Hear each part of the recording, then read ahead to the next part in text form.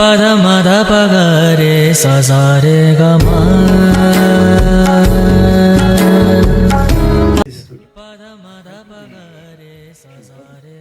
ఒక విలేజ్లో అంటే గ్రామంలో వైద్యశాల ఉన్నది, చాలామంది న్యాయాధికారులు ఉన్నారు, చాలామంది ఉన్నారు ఆ విలేజ్లో.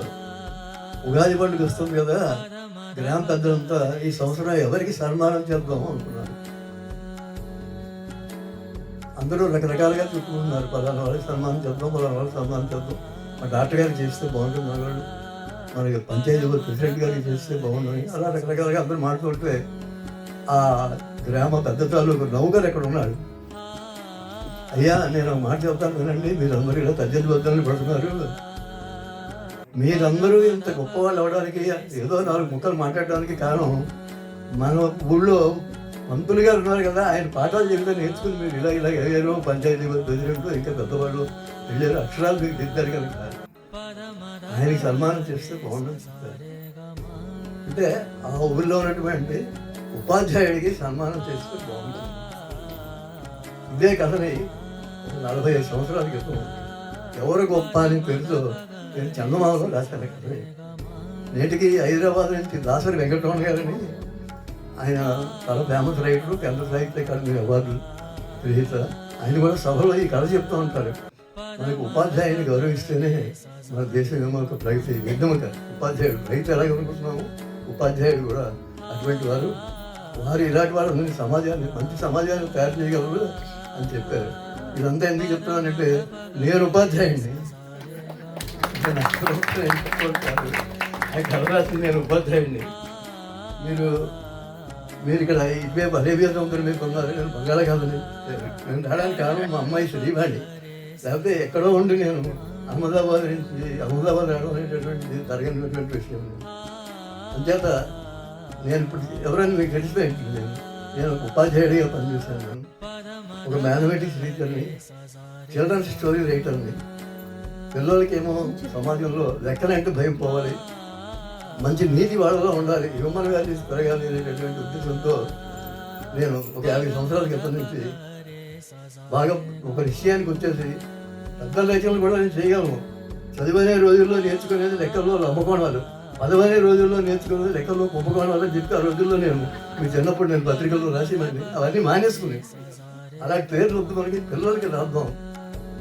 తల్లులు ఇప్పుడు నా కళ్ళజోడు పారేసుకున్నాను, అమ్మదా వచ్చి ఆవిడ శ్రీమతి గారి కళ్ళజోడు పెట్టుకున్నాం. సినిమాలో రాశారు కదా, నా కళ్ళు నీవుగా చేసుకుని చూడని చెప్పి సినిమాలో పాట చేత ఆడవాళ్ళు ఇద్దరు ఉంటేనే ఎవరు చెప్పారు సభలో, ఇద్దరు ఉంటేనే రథం సాగేది. ఇప్పుడు ప్రస్తుతం ఆవిడ కళ్ళజోడు పెట్టుకునే నేను మాట్లాడుకుంటున్నాను. అయితే మీరందరూ సరదాగా పాటలు పాడుకుంటూ ఎంజాయ్ చేస్తున్నారు. నేను ఈ 50 సంవత్సరాల రైటింగ్లో మ్యాథమెటిక్స్ కూడా నేను ఒక 600 లెక్కలు చేశాను. కథలు మొత్తం 2500 లెక్కలు వచ్చాను, వివిధ పత్రికల్లో ప్రచురింపడ్డాయి. మీరందరూ కూడా చాలా దూరంగా ఉన్నారు. ఆంధ్రప్రదేశ్లో మీరు ఆంధ్రప్రదేశ్ చెందినవాళ్ళు అనుకుంటున్నారు. మీరు చిన్నప్పుడు చందమామలు, బాలమిత్రులు అవి ఎవరైనా చదివిన వారు ఉన్నారు అని తెలియదు. నేను ఎన్వీఆర్ సత్యనారాయణమూర్తి అని నా పేరు. బొబ్బిలి అని కొడుతూ ఉంటుంది, విజయనగరం ప్రాంతం నుంచి చెప్పాను. అలాగే ఈనాడులో 2004 నుంచి నేను ఒక 10 సంవత్సరాలు మ్యాథ్స్ ఫర్ ఆల్ అని చెప్పి అంటే తెలుగులోనే రాశాను ఆర్టికల్స్ అన్ని కూడాను. ప్రతిభా ప్లస్ అని వాళ్ళ చేత కోరి రాయించుకున్నారు. ఒక 10 సంవత్సరాల పాటు ఆయుర్వేదిలో ఇది కూడా రాశాను. అంటే ఎందుకు చెప్తున్నానంటే ఇవన్నీ కూడా పిల్లలకి పుస్తకాలుగా Navachetana publishing house Hyderabad, Visalaandhra publishing house Visakhapatnam, Hyderabad private publishers కూడా మొత్తం మీద ఒక 20 పుస్తకాలు పట్టుకొచ్చారు. నేను ఏంటంటే రిటైర్ అయిపోయాక స్కూల్స్కి వెళ్ళి లెక్కలంటే భయం పోతుంది సెమినార్ చేయడం, అందులో మెరిట్లో ఉన్న వాళ్ళకి అందరికీ ఇచ్చింది కదా 500 రూపాయల పుస్తకాలు ఉచితంగా ఇవ్వడం అనేటువంటి నాకు అలవాటు. అయితే నాకు ఇక్కడ మీ అందరినీ ఈ రోజు ఇన్ని రాష్ట్రాలు దాటి ఇక్కడికి వచ్చి అహ్మదాబాద్లో ఉన్నటువంటి మన తెలుగు వారిని కలవడం నా సంతోషం, ఆనందంగా భావిస్తూ మా అమ్మాయిని చెప్పాను, నువ్వు ఎవరు చేస్తావు అని. ఇక్కడ పుస్తకాలు షాపులు లేవు లేదా, నేను కొన్ని అందరికీ చేయగలుగుతాను. నేను నా దగ్గర 10,000 సేకరించుకున్నాయి. లగేజ్ బరువు కదా, మరి విమానం ఎక్కిన రైలు ఎక్కిన పాలటి వాళ్ళు పెట్టుకోలేము. నా వయసు ఏమో 82 సంవత్సరాలు. మీ అందరిలోనూ నేనే భవిష్యత్తు పెద్దవాళ్ళు అయితే ఏమో ఇంకా ఎవరో చేయించాలి, నేనే పెద్దవాళ్ళు అనుకుని ముందు అందరికీ ఆశించాలి అనిపిస్తాను నేను. మరి ఇంకా మీ యొక్క ఆనందాన్ని ఈ సమయంలో నేను పాల్గొంచుకోలేదు.